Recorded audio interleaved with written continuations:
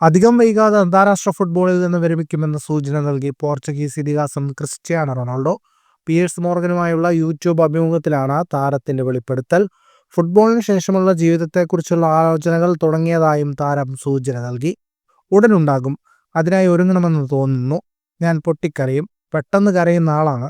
ഞാൻ സത്യസന്ധനാണ്, തുറന്ന മനസ്സുള്ള വ്യക്തിയാണ്. എന്നെ സംബന്ധിച്ചിടത്തോളം വിരമിക്കൽ ഏറെ കഠിനമായിരിക്കും. 25 വയസ്സ് മുതൽ ഭാവിയെക്കുറിച്ച് ആലോചിക്കുന്നുണ്ടെന്നും വിരമിക്കലുമായി ബന്ധപ്പെട്ട ചോദ്യത്തിന് ക്രിസ്ത്യാനോ മറുപടി നൽകി.